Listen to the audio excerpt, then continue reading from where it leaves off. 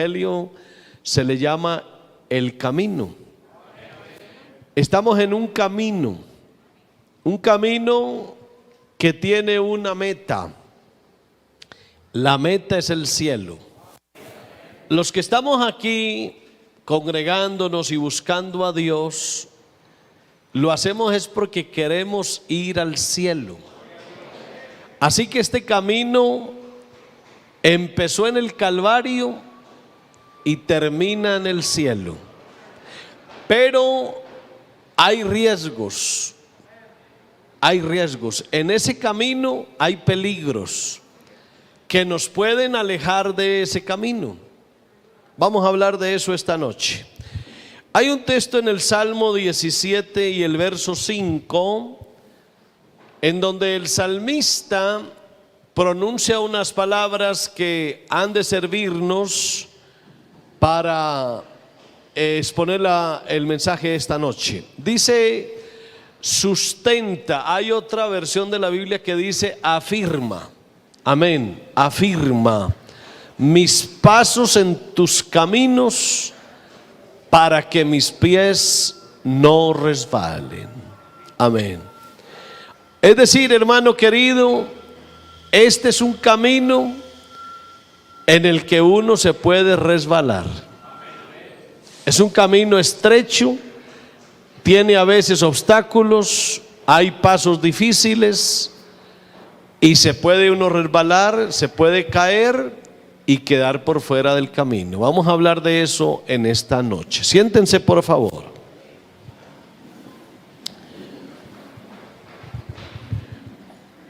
Las cosas espirituales tienen que asumirse espiritualmente.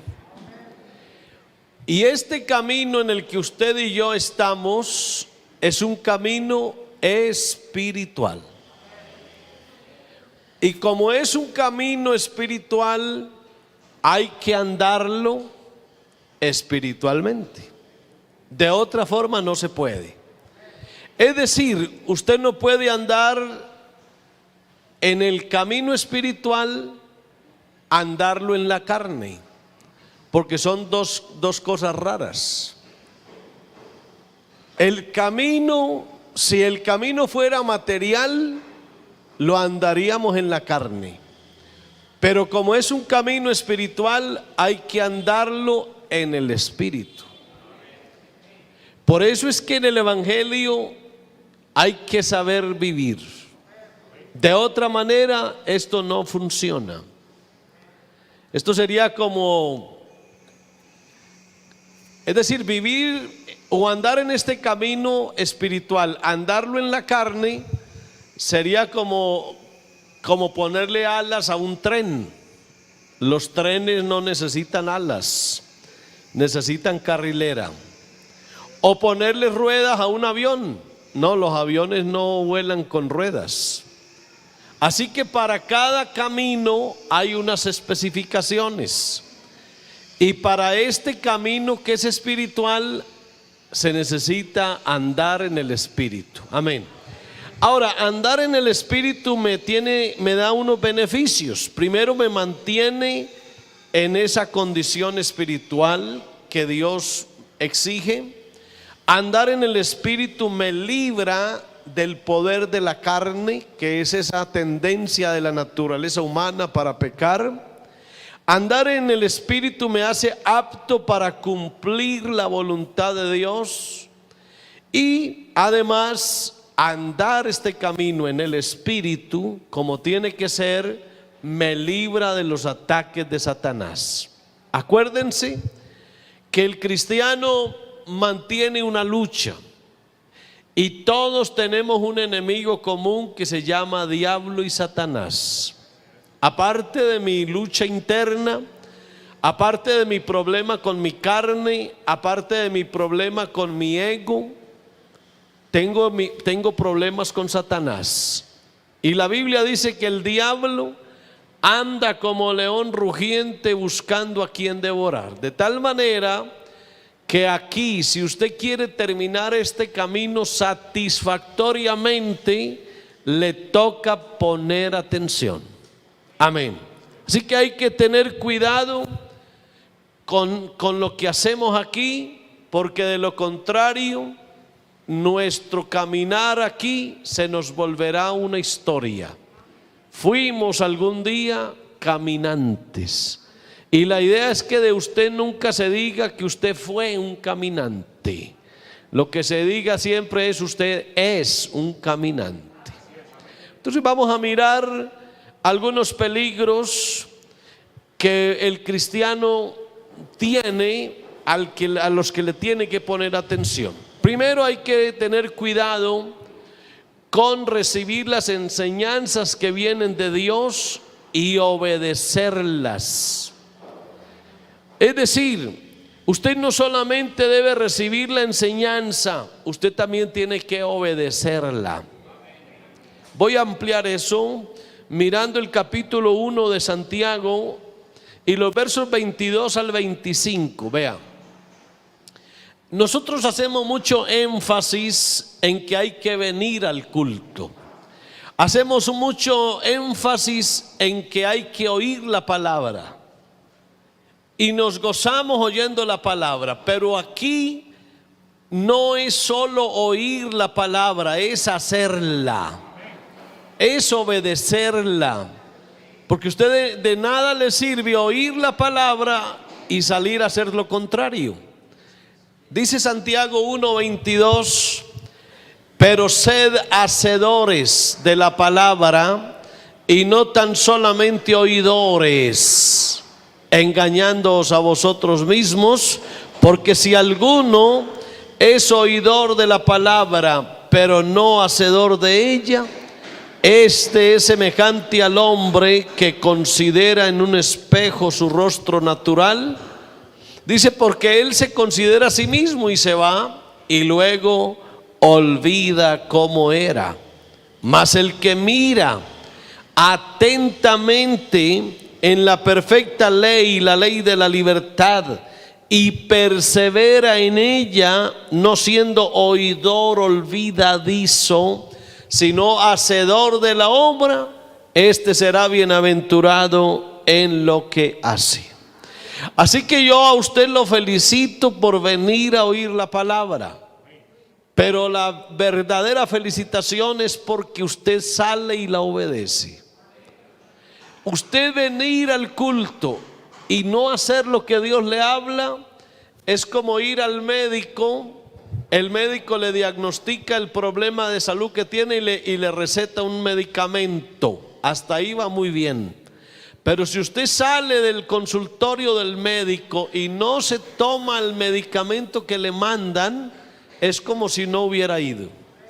Muy bueno el médico, sabe bastante, me descubrió mi problema, me recetó el medicamento necesario, pero no me lo tomé y mi enfermedad siguió como iba y peor. Usted puede tener muy buena palabra y oír palabra continuamente, pero si usted no la hace, usted está en problemas. Así que es indispensable entender esa palabra que viene de Dios para poder andar conforme Dios exige. Ahora, esas experiencias espirituales que uno tiene con Dios al obedecer la palabra debieran ser continuas, diarias, comunes. Y déjeme decirle algo: hay algo especial en la vida del cristiano y es tener experiencias con Dios.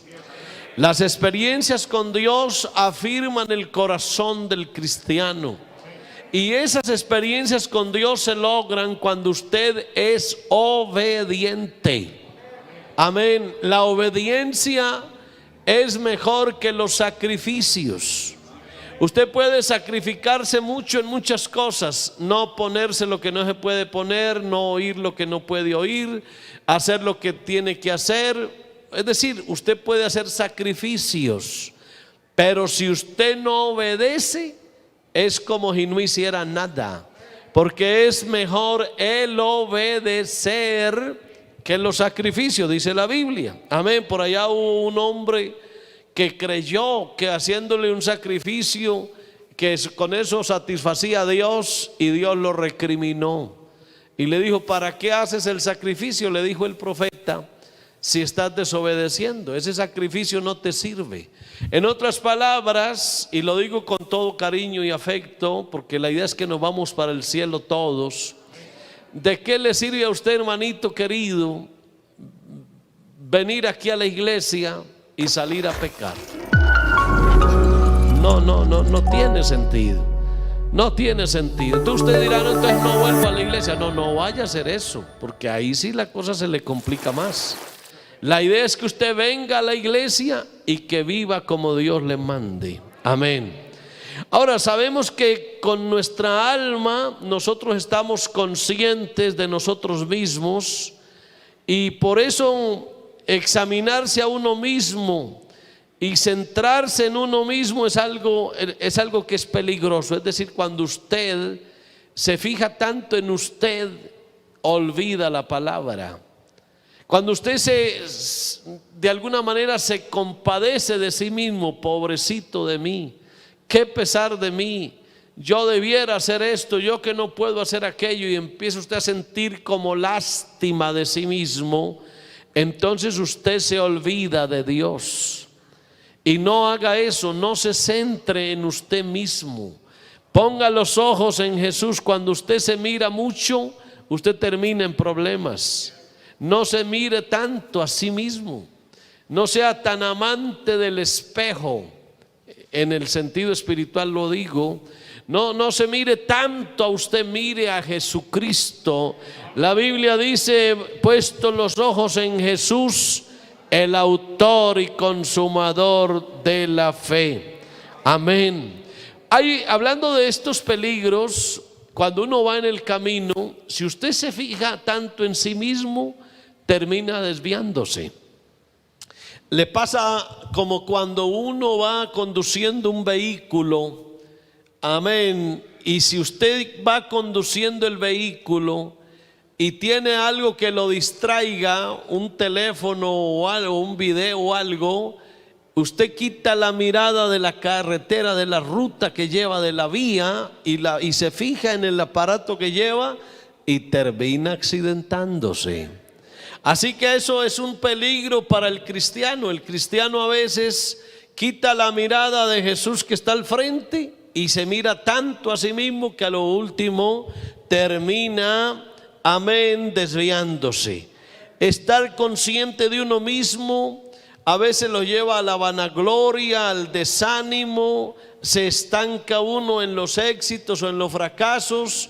Pienso tanto en mí que me estoy olvidando de la ruta en que voy.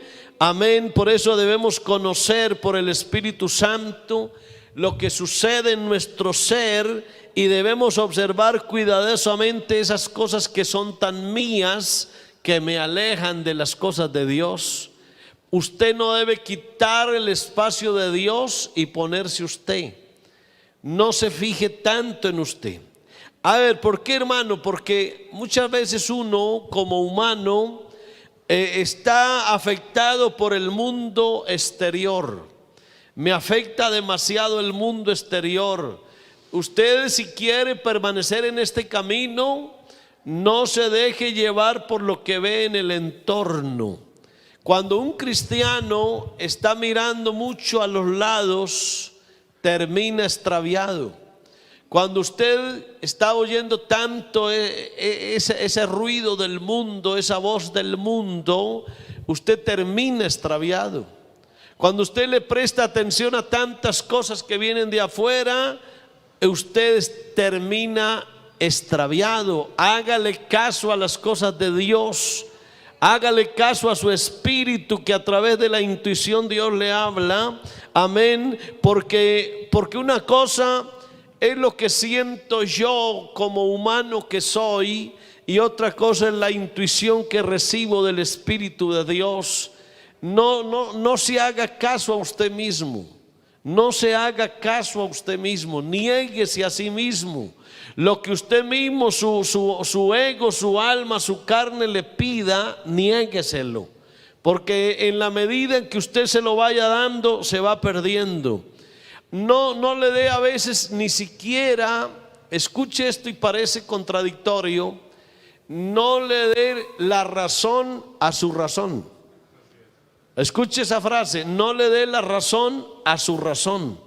Porque muchas veces el hombre a través de su intelecto piensa tantas cosas, las analiza y se olvida que aquí no es lo que yo pienso, no es lo que yo razono, no es lo que yo entiendo con la mente, sino lo que Dios me muestra que debo hacer. Amén. Así que a veces uno confunde ser tan racional, tan inteligente con ser espiritual, y son dos cosas totalmente diferentes. A veces hay cristianos, y aquí viene otro peligro en este camino, y es que puede ser que hay cristianos que anhelan los dones del Espíritu, pero los anhelan es para su propia felicidad, para su propia satisfacción, para estar el yo detrás de todo eso. Es decir, que Dios me use, pero es para que yo sea feliz. Que Dios me use en esto o en aquello, pero es para mi propia satisfacción. Y eso es malo. Eso es malo. Si usted desea que Dios lo use para que usted mismo se sienta bien, eso no está correcto.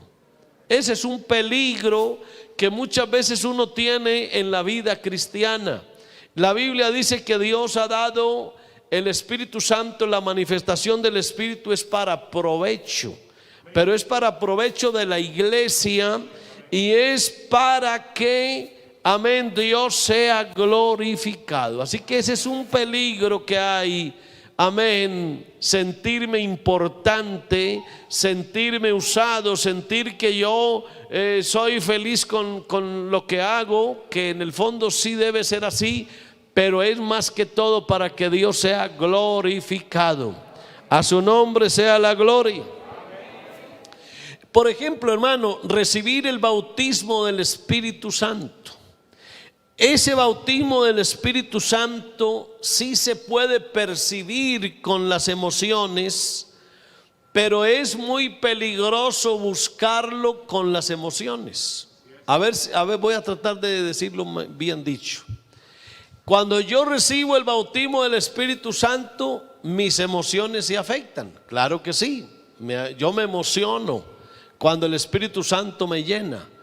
Pero yo no debo buscar a través de mis emociones el Espíritu Santo.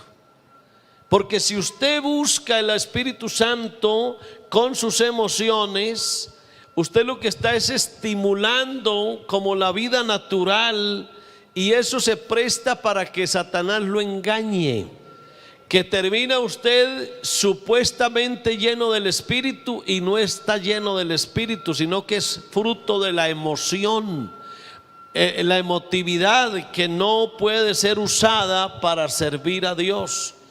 Uno no busca a Dios con las emociones, uno busca a Dios es con su espíritu. Amén.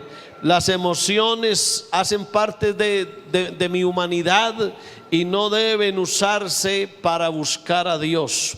Ahora, lo que tiene valor no es sencillamente que sintamos su presencia, ni que lo amemos con nuestras emociones, sino que obedezcamos lo que el Espíritu Santo nos enseña, amén, y que vivamos según lo que Él nos revela en nuestro espíritu. Es decir, usted puede venir a la iglesia y emocionarse bastante, y puede cantar y hacer palmas y gritar y saltar y se llenó de una emoción, pero si usted no le obedece a Dios en la vida cristiana, su emoción es un engaño. Eso hay que ampliarlo y lo haremos próximamente. Ahora, en este camino en el que vamos, hay unos ataques, los ataques de Satanás, y lo que Satanás quiere básicamente es que el hombre cristiano viva de una manera natural y que apague al espíritu. Por eso en primera los Tesalonicenses 5:19 dice: no apaguéis al espíritu, porque este camino, como dije, es espiritual y hay que andarlo en el espíritu. Por eso es que el diablo intenta apagarle a usted el espíritu para que usted viva en la carne, y eso no se lo puede usted permitir jamás. Satanás no solo utiliza los sentimientos y pensamientos para que los creyentes vivan por el alma, o sea, por su humanidad, y no anden en el espíritu, sino que además usa muchos engaños. Acuérdese que el diablo es padre de mentira y es engañador desde el principio, y usted tiene que prestar atención para que, así como Satanás engañó a Adán y a Eva, no lo engaña a usted. Usted tiene que atender y estar pendiente de cualquier engaño del diablo. Y si usted ignora las estrategias del diablo, las tácticas del enemigo, el enemigo le anulará la función de su espíritu, le apagará el espíritu. Ahora usted empezará, como tiene el espíritu apagado, le tocará acatar sus propios sentimientos, que son fraudulentos, y así creerá que están dando en el espíritu. Entonces hay que poner cuidado con eso, no sea que usted esté andando en la carne porque apagó al espíritu, y eso es lo que no puede ser. Satanás intentará que el creyente deje de sentir la presencia de Dios. Eso lo hará el diablo todas las veces que pueda. Intentará que usted no sienta la presencia de Dios. Le dirá que usted no la necesita y que usted vive por fe. Amén. Y le dirá que usted se angustie, pero sin razón. Es decir, no le preste atención a esas voces del diablo que no son buenas. El creyente espiritual debe aprender a ser entendido espiritualmente. Pídale a Dios que le dé inteligencia espiritual. Amén. Porque usted puede ser muy inteligente para muchas cosas.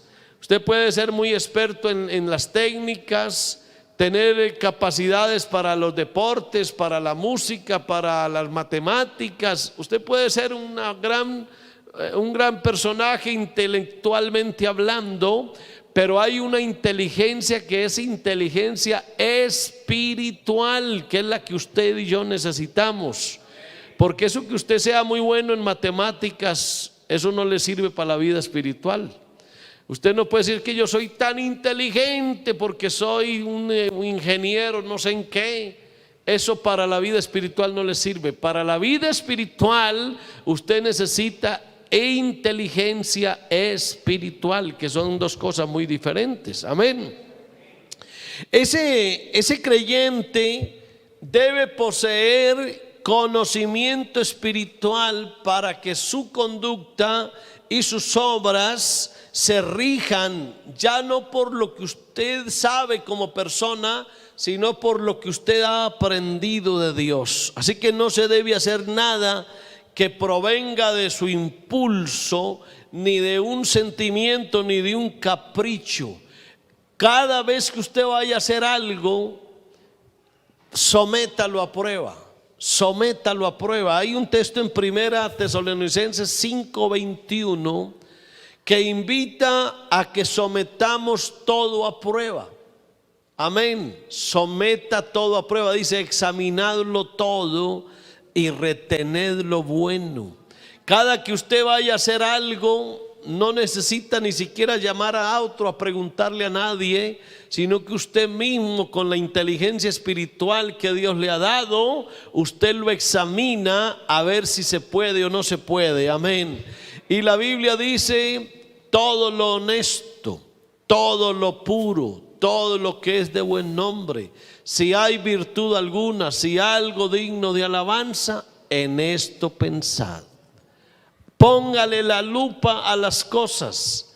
Cuando usted las vaya a hacer, cuando haya la oportunidad, póngale esa lupa, amén. Y mire a ver si se puede o no se puede hacer, si es honesto. Amén, mire el texto, si es verdadero, si es honesto, si es justo, si es puro, si es amable, si tiene buen nombre, si tiene alguna virtud, si tiene algo de alabanza, hágalo, piense en eso. Pero aquí en esto se falla muchas veces, porque el cristiano hace cosas, toma decisiones y no le pone la lupa de Filipenses 4:8. Ponga siempre esa lupa. Pastor, ¿esto se puede hacer o no se puede hacer? ¿Esto se puede oír o no se puede oír? ¿Esto me lo puedo tomar o no me lo puedo tomar? En fin, cualquier cosa, póngale la lupa de Filipenses 4:8. Y ella le dirá, ese texto le dirá qué se puede y qué no se puede hacer. Amén. Dice que primera los Corintios 2:13, que nosotros no hablamos, no usamos sabiduría humana. Aquí se usa es sabiduría espiritual. Amén. Dice, lo cual también hablamos, no con palabras enseñadas por sabiduría humana, sino las que enseña el Espíritu, acomodando lo espiritual a lo espiritual. Así que el poder y las características de un creyente espiritual vienen de interpretar lo espiritual con palabras espirituales. Aquí no se puede mezclar las cosas de la carne con las cosas del espíritu, no lo haga. No crea que este camino se puede andar de cualquier manera. Aquí hay que ser espirituales. Amén.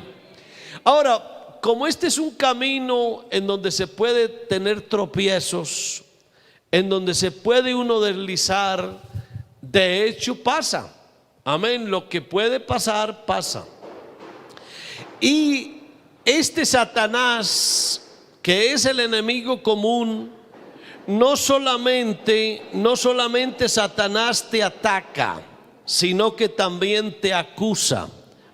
El problema de Satanás es que primero ataca al cristiano y cuando lo logra vencer, después lo acusa. O sea que él quiere hacer la obra de terminación completa. Satanás puede acusar al creyente como si fuera su conciencia y hace que pierda la paz y que se preocupe tratando de resolver estos problemas a tal grado que se desanime y no siga adelante. Vean, a veces el problema del creyente no es cuando comete pecado, sino que a lo último Satanás lo acusa continuamente y este hermano o hermana que ya de alguna manera se arrepintió, ya se reconcilió con Dios, el diablo lo sigue acusando, y el creyente cree que es su conciencia. De hecho, hay cristianos que ya no están en la iglesia, ya están en el mundo. ¿Y por qué están en el mundo? Porque algún día tuvieron un fracaso, pero se arrepintieron, Dios los perdonó, pero Satanás siguió acusándolos. Y ellos no entendían que era Satanás el que los acusaba, sino que era su conciencia o el mismo Dios. Cuando Dios perdona, Dios olvida. Y hay casos en que el cristiano a sí mismo no se perdona. Dios ya le perdonó, pero él no se perdona. Y eso también lo llevará a fracasarse en el camino.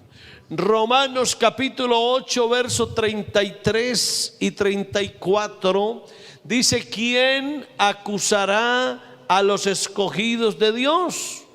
Dios es el que justifica. Y luego dice: ¿quién es el que condenará? Cristo es el que murió, más aún el que también resucitó, el que además está a la diestra de Dios, el que también intercede por nosotros. Así que aquí hay que prestarle atención. Si tú le has fallado a Dios, Dios puede perdonarte. Y cuando Dios te perdona, no permitas que el diablo te siga acusando. Ya Dios te perdonó, así que no permitas que el diablo te siga acusando. Satanás no solo nos acusa delante de Dios, sino también en nuestro interior. Llega Satanás y te está diciendo al oído que tú estás mal con Dios, que tú no debieras ir a la iglesia, que no debieras orar, que no debieras buscar en alabanza a Dios y en oración. Y eso te lo dice el diablo que te acusa, pero tú tienes que ser fuerte y entendido espiritualmente para saber que Dios ya te perdonó y que puedes estar tranquilo delante de su presencia. Alabado sea Dios. Los creyentes espirituales no solo deben estar dispuestos a obedecer la reprensión de su conciencia, sino que además deben discernir las acusaciones del maligno. Es decir, cuando un cristiano falla, cuando un cristiano peca, el primer juez que tiene es su propia conciencia. La conciencia que la tenemos en el espíritu, esa conciencia es el primer juez que te dice que fallaste, que pecaste contra Dios. Pero aparte de esa conciencia, también es la acusación del maligno. Hazle caso a tu conciencia, pero no le hagas caso al diablo, porque tu conciencia te corrige, pero el diablo lo que quiere es condenarte. Algunas veces las acusaciones del maligno se relacionan con algún pecado que cometimos, pero otras es que el creyente no ha pecado y aún así el enemigo lo hace sentir pecaminoso. Qué cosas tan curiosas. A mí a veces me hacen preguntas: hermano, estoy en esto, hice aquello, pasó esto y me siento mal. ¿Y sabe qué le he dicho yo? Hermano, tú no has pecado. Tú no has pecado. Esa es una situación que puede pasar, pero no es que estés en pecado.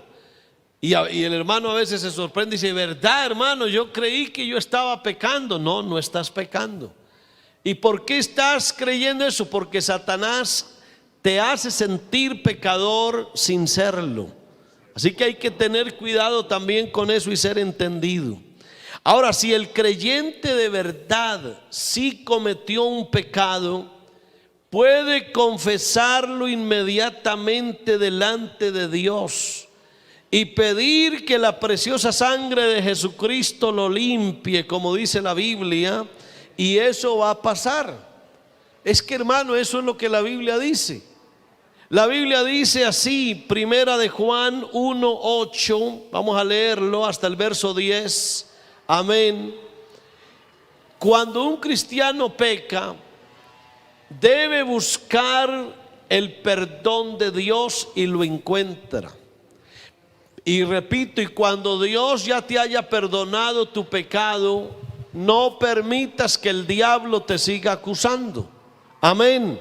Porque si la acusación continúa, con seguridad esa debe ser la voz del enemigo. Es decir, ya Dios te perdonó. Ya Dios lavó tus pecados. Y si todavía sigues oyendo la voz de que tú sigues en pecado, esa es la voz del diablo, porque ya Dios te perdonó. Dice primera de Juan 1:8: si decimos que no tenemos pecado, nos engañamos a nosotros mismos y la verdad no está en nosotros. Verso 9: si confesamos nuestros pecados, Él es fiel y es justo para perdonar nuestros pecados y limpiarnos de toda maldad. Y si decimos que no hemos pecado, le hacemos a Él mentiroso y su palabra no está en nosotros. Entonces, el creyente, antes de actuar debe determinar el origen de la acusación y saber con certeza si es un reproche del Espíritu Santo o es una acusación del maligno. Mire esto qué importante. Cuando usted esté en una situación de esas, usted debe saber si es el Espíritu Santo el que lo está reprendiendo o es Satanás el que lo está acusando. Porque puede pasar cualquiera de las dos. Si es el Espíritu Santo el que lo está reprendiendo a usted, maravilloso, maravilloso. Pero si es Satanás el que lo acusa, reprenda al diablo y no deje que Satanás lo acuse. Amén. Ahora la condenación o el reproche que viene del Espíritu Santo es para que yo me santifique. Amén. Escúchelo bien, hermano. Cuando es el Espíritu Santo el que me está condenando, el que me está reprendiendo, el que me está reprochando, bienvenida la reprensión del Espíritu Santo, bienvenida. Amén. Pero cuando Satanás me acusa, lo que busca Satanás es el desánimo y la desesperación y sacarme del camino. Entonces tú tienes que ver quién es, de dónde viene el asunto, si viene del Espíritu Santo o si viene de Satanás. Así que es crucial que el creyente tome también la determinación de separarse completamente del pecado y no dar oportunidad para que el maligno lo acuse, porque ese es otro asunto. Si tú cometiste un pecado, debes apartarte del mismo, no puedes volverlo a hacer.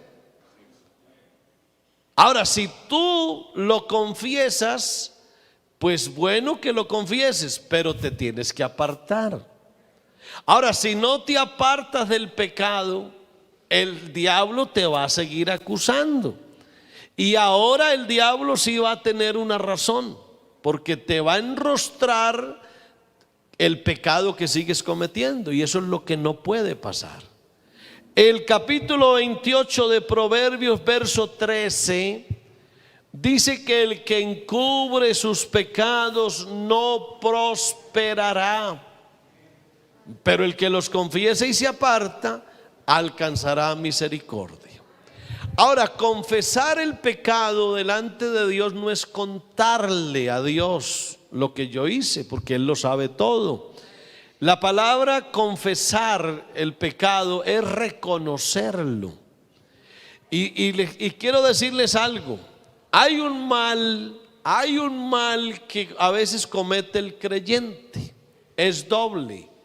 No solamente comete el pecado, sino que después lo niega. Y ahí el pecado ya es doble. No solamente lo cometiste, sino que luego lo niegas. Entonces ya es un pecado doble. Y ahí es donde el cristiano muchas veces no prospera. El que encubre el pecado no prospera. Tú no puedes vivir una vida de doble moral, porque te estás engañando a ti mismo. Es que la vida cristiana es para vivirlas en el Espíritu. Y aquí uno no debe andar con nada oculto. Nada oculto. El cristiano tiene que andar con su alma desnuda delante de Dios, porque la Biblia dice eso. Ante Dios todas las cosas están desnudas y abiertas. Por eso nunca encubra sus faltas, reconózcalas.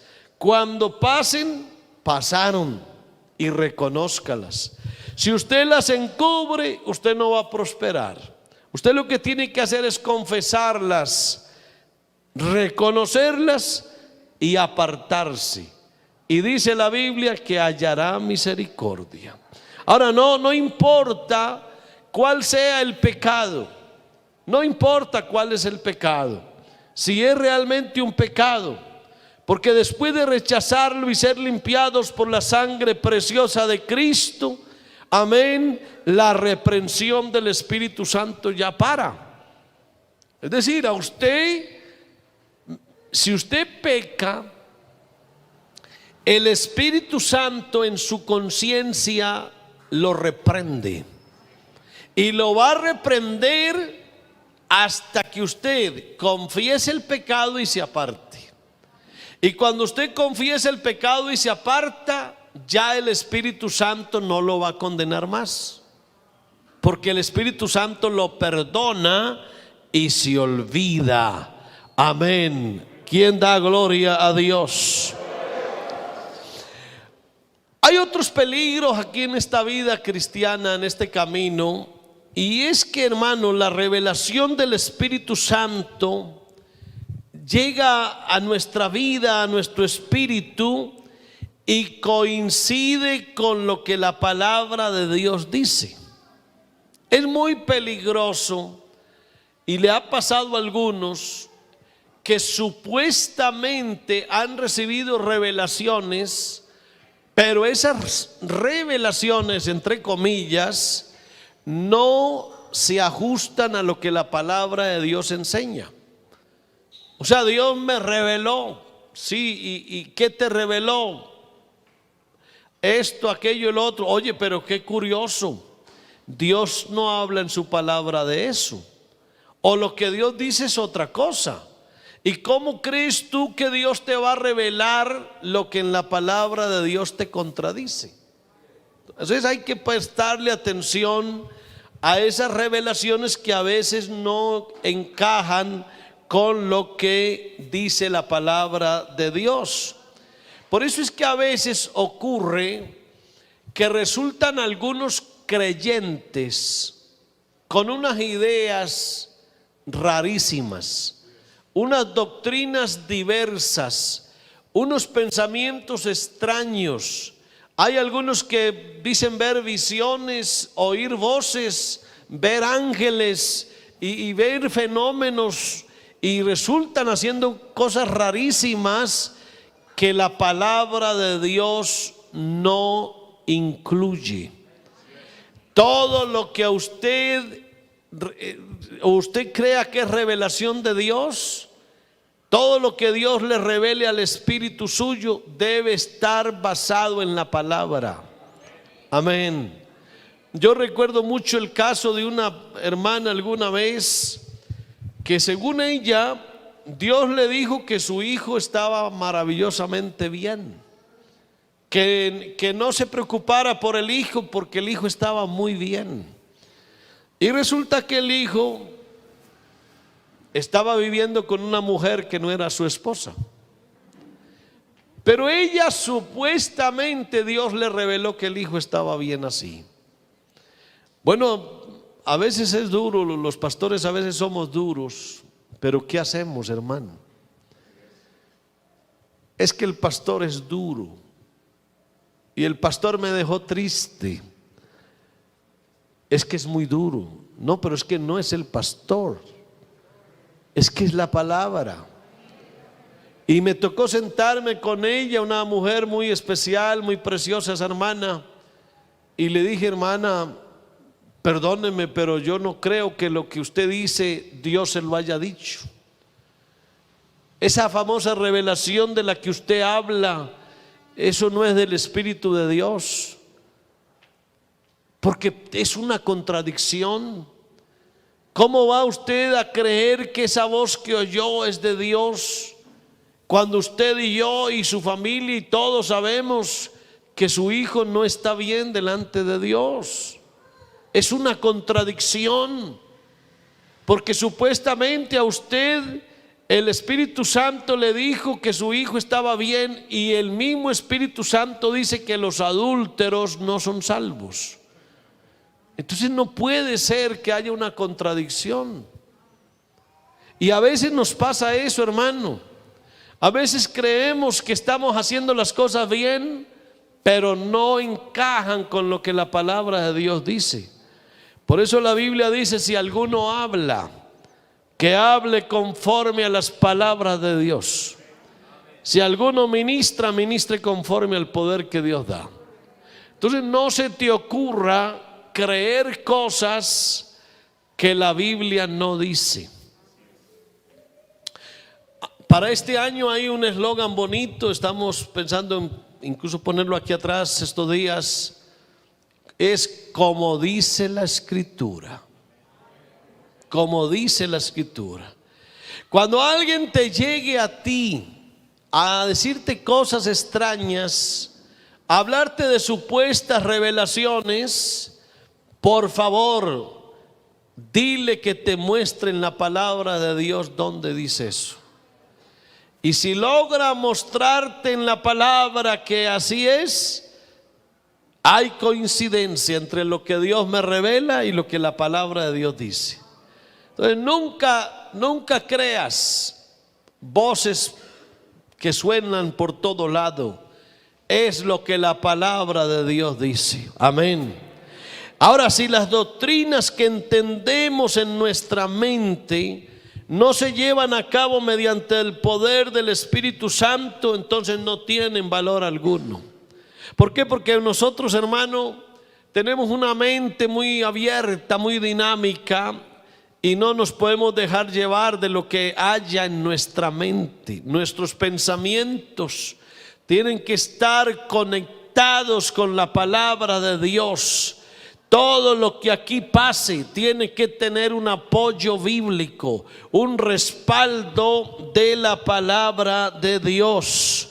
Así que nuestra obra, nuestras acciones, nuestra fe y la enseñanza que recibimos deben ser regidos también, hermano, amén, no solo, escuche, por lo que la palabra de Dios dice, sino por lo que la iglesia cree. Y aquí voy a hacer énfasis un poquito en esto. Es muy complicado. Alguna vez teníamos una discusión sobre una doctrina, y para ese entonces éramos 4,000 pastores. Hoy ya somos casi 5,000. Y recuerdo que en ese debate que teníamos con un colega, él resultó con una doctrina supremamente rara, diversa, extraña, y quería cambiarnos a 4,000 pastores la forma de pensar. Y otra vez, usando un poquito de dureza, se le dijo: oye, ¿cómo es posible que, bueno, si tú eres un hombre de Dios, nosotros también lo somos? Y lo que Dios te revela a ti no tiene nada que ver con la palabra. Esperemos que Dios a nosotros también nos revele otra cosa. Pero no puede ser que tú estás acertado y hay 4,000 hombres siervos de Dios, santos y fieles, que estén equivocados. No puede ser. Y esa es la tristeza que a veces pasa, porque hay algunos cristianos que resultan ser maestros y no encajan con lo que dice la iglesia. Nosotros tenemos una frase que es importante, dice: somos la iglesia que predica lo que la Biblia enseña. Dios a la iglesia le ha dado sabiduría. Es más, hay una autoridad en la iglesia. Y ese texto que dice: lo que atares en la tierra será atado en el cielo, y lo que desatares en la tierra será desatado en el cielo. Eso es autoridad pastoral que Dios le ha dado a la iglesia. Amén. Así que Dios tiene en cuenta a la iglesia. Por eso, uno de los peligros en este camino es creer como no cree la iglesia. Es irme por otro pensamiento. Y por eso es que terminan algunos por ahí abriendo lugares y espacios para hablar de cosas que la iglesia no cree. No hagas eso. Vea, hay un caso bien curioso, hermano, porque lo que yo creo, lo que digo que Dios me revela, también debe tenerlo la iglesia. Vea, vamos a mirar un caso curioso. Hechos capítulo 20, verso 22. Aquí Pablo, mire este caso bien curioso. El sentir de Pablo era que, ligado en espíritu, él iba a Jerusalén. O sea, Pablo estaba convencido que él debía ir a Jerusalén. Dice: he aquí, ligado yo en espíritu, voy a Jerusalén sin saber lo que allá me ha de acontecer. Es decir, eso se lo había revelado el Espíritu a Pablo.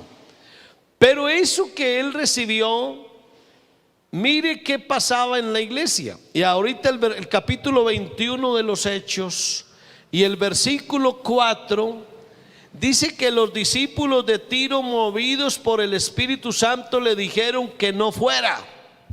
Vea qué curioso.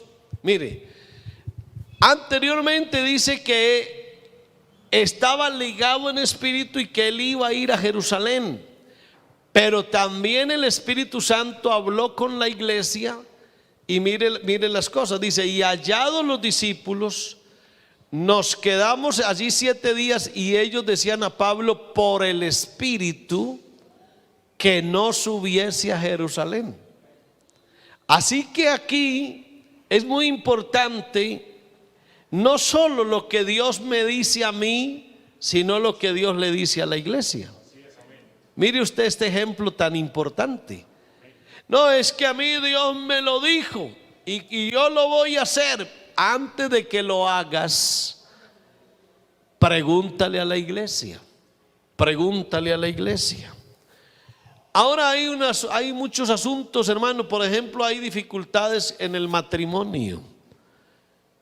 Y no es bueno que un cristiano tome decisiones sobre si termina o no el matrimonio. No es que Dios me mostró que yo con esta mujer no voy a vivir más, o yo con este hombre no voy a vivir más, y eso me lo reveló el Espíritu Santo. Bueno, ¿por qué no le preguntas a la iglesia a ver si a la iglesia también Dios le reveló lo mismo? Porque mira aquí este caso, mira el caso de Pablo. Él dice que el Espíritu Santo le dijo que se fuera para Jerusalén, pero luego a los discípulos les dijo que no se fuera. Y hay que combinar ambas cosas. Yo te recomiendo, hermano, que le preguntes a la iglesia, que antes de hacer alguna cosa no le preguntes a alguien del mundo, no le consultes a otros afuera. ¿Por qué hacerlo si tú tienes una iglesia y hay unos pastores que saben y conocen la palabra, y ellos te guiarán y te dirán si lo puedes hacer o no? Ese es uno de los beneficios de estar aquí en la iglesia. Amén. La iglesia se vuelve para mí un centro de asesoría. Así que el creyente espiritual debe tener en cuenta el consejo de la iglesia y escuchar a sus hermanos. Cada vez que tú tengas dudas, acuérdate que hay una iglesia en la que Dios te puso, una iglesia que conoce la verdad. Aleluya, que la predica, que la enseña, que la respeta y que hace que las cosas funcionen bien. Así que ponle cuidado a estos peligros, hermano querido, y a seguir adelante. Amén. Aleluya, como dice la canción: seguiré adelante, puesta mi mirada en aquel que pudo, aleluya, librar mi alma. Esa es la vida, hermano. Ponle atención a las distracciones, no te dejes desviar del camino. Acuérdate que este camino empezó en el Calvario y terminará en el cielo, y ahí es donde tú y yo vamos. Dile al Señor, como le dijo el salmista: sustenta mis pasos en tus caminos, para que mis pies no resbalen. Aleluya. Pónganse de pies, alzamos las manos y le decimos al Señor que nos ayude, que algún día empezamos el camino y algún día lo terminaremos. pero hay que terminarlo bien. Hay que terminarlo bien. El apóstol Pablo dijo eso. No todos los que corren en el estadio se llevan el premio. De todos los que corren en el estadio, solo uno se lleva el premio. Y dice: corred de tal manera que lo obtengáis. Ahora, uno tampoco puede correr en el estadio ilegalmente, porque si tú corres, si haces la competencia ilegalmente, es posible que pases la meta, pero luego te descalifican porque corriste ilegalmente. Y yo digo esto, hermano, y con esto termino. Vea, seamos sabios espiritualmente. Yo no sé cuánto tiempo lleva usted caminando aquí. 1 año, 5, 20 o 50, yo no sé. Yo puedo llevar 80 años de ser hijo de Dios y llevar 80 años caminando por este camino. ¿De qué me servirían a mí 80 años siendo cristiano si el día que me muera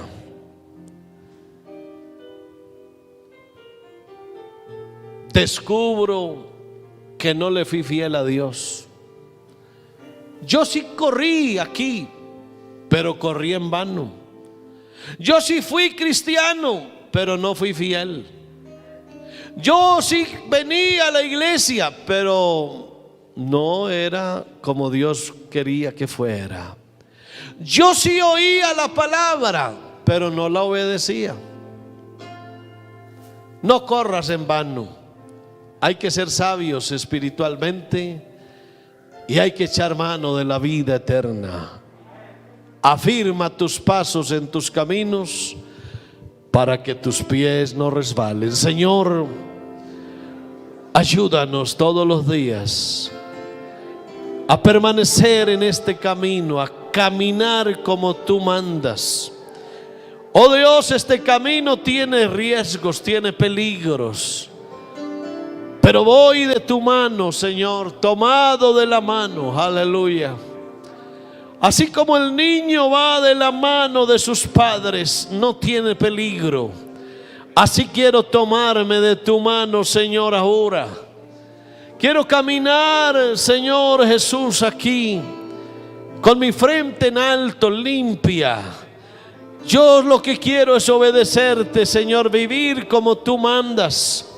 Oh Dios, tómame de la mano y guárdame, ayúdame a terminar con éxito mi carrera, para que algún día pueda decir: he peleado la buena batalla, he acabado la carrera y he guardado la fe. Ayúdame, Padre, a vivir como tú mandas, a obedecer tu palabra, a sentir tu espíritu, oh Dios, en el nombre de Jesús. Aleluya, ayúdame todos los días a ser victorioso.